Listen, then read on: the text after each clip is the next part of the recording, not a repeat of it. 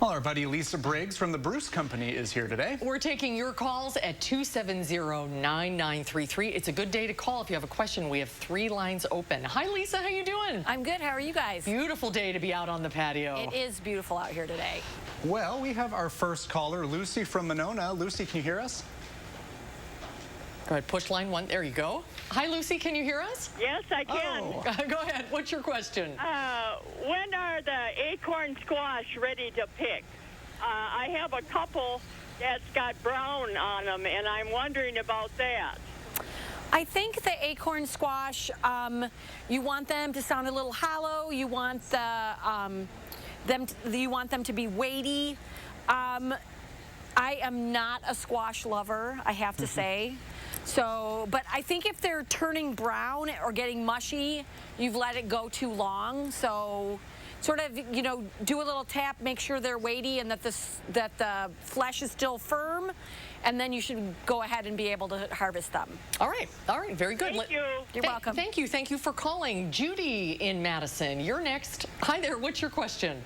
Yes, I have an azalea bush that bloomed prolifically, but now it's kind of looking droopy and kind of the leaves are drying out.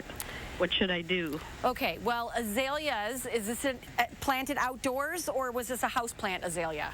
No, it was outdoors. Okay, so azaleas like morning sun, afternoon shade. It's been very hot this year and dry.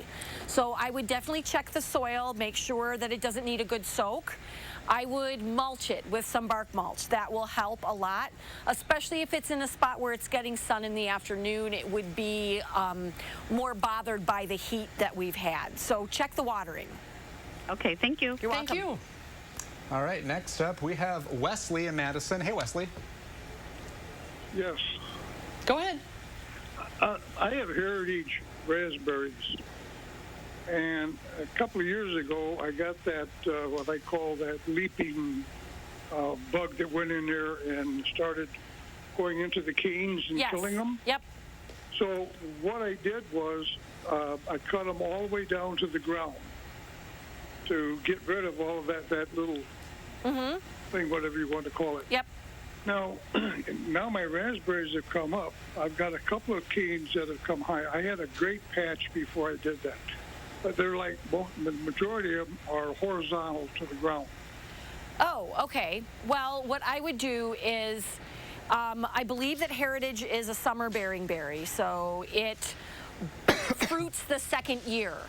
So if you cut the canes all the way to the ground last year, what you're getting this year are just floricanes, or primicanes. So they're going to not fruit, they will fruit next summer. So do what you can to sort of get those canes up off the ground. Certainly give them some fertilizer, but that is a berry, unlike the other types that are fall bearing where you cut them all the way to the ground and they fruit every year. Heritage is sort of an every other year kind of plant. All right. Thank you, Wesley. Very good. Okay, let's go to Mac in Beloit. Hi, Mac. What's your question?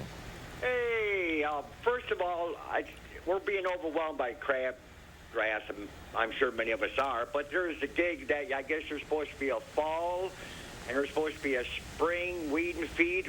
What's going on with the summer type weed and feed? Is there a good sign, bad sign, or just have to ride the storm out? How does that work? I think the good news is that crabgrass is an annual weed grass, so it is not going to set itself up for you for next year. Certainly, I would put on a fall fertilizer.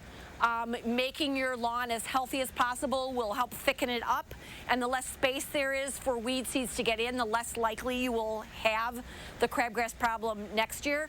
And then I would do the stage 1 or step 1, which has a crabgrass pre-emergent. So that will stop any seed that's in your soil or in the lawn from germinating next year. All right, good luck to you. All right, thank you for your time. Have a great day. You too. All right, Ray from Cambridge. Hello there. Hi, Ray. What's your question? I am repotting my ponytail palm plant into a much bigger pot. And a friend of mine said I can use crushed up plastic water bottles instead of heavy rocks in the bottom for drainage. Is this something that is useful? Yes, but I would also caution you, ponytail palms do not have a giant root system, so you don't want to go in a much bigger pot. If your pot is, say, 8 inches wide, you can go to a 10-inch wide pot in diameter. You don't want it to be giant and be potting up for the next 5 or 6 years. You just want to take it in a 2-inch increment every time you up pot.